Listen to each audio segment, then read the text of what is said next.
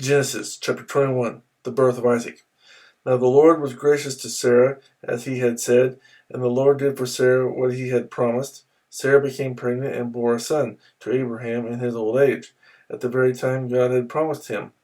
Abraham gave the name Isaac to the son Sarah bore him. When his son Isaac was 8 days old, Abraham circumcised him as God commanded him. Abraham was 100 years old when his son Isaac was born to him. Sarah said, God has brought me laughter, and everyone who hears about this will laugh with me.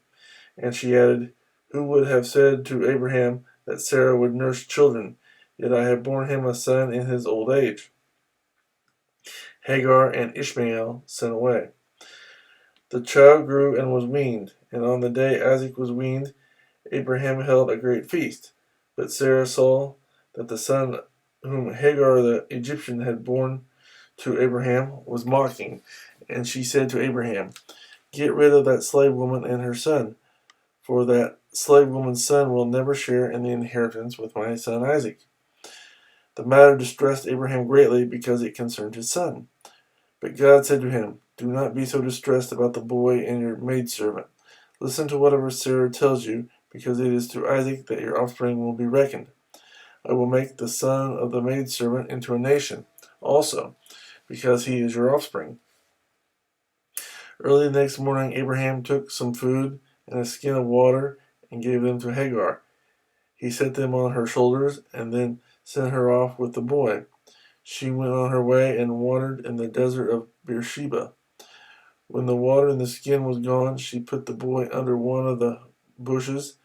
Then she went off and sat down nearby, about a bow shot away, for she thought, I cannot watch the boy die. And as she sat there nearby, she began to sob.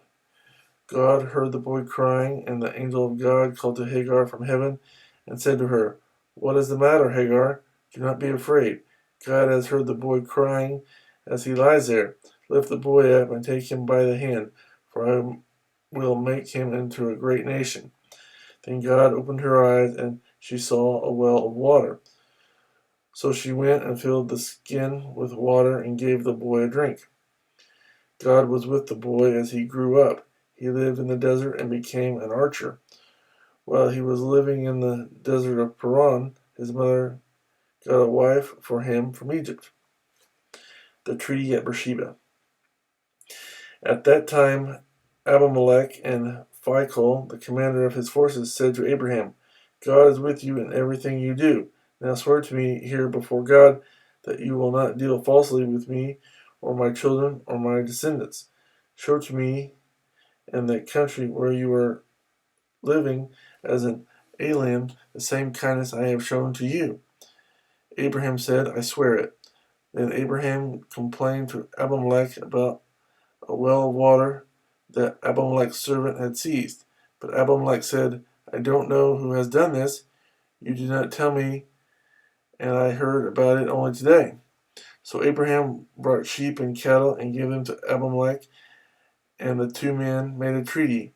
Abraham set apart 7 ewe lambs from the flock, and Abimelech asked Abraham, What is the meaning of these 7 ewe lambs you have set apart by themselves? He replied, Accept these 7 lambs from my hand as a witness that I dug this well.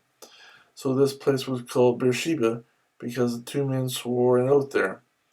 After the treaty had been made at Beersheba, Abimelech and Phicol, the commander of his forces, returned to the land of the Philistines. Abraham planted a tamarisk tree in Beersheba, and there he called upon the name of the Lord, the eternal God, and Abraham stayed in the land of the Philistines for a long time.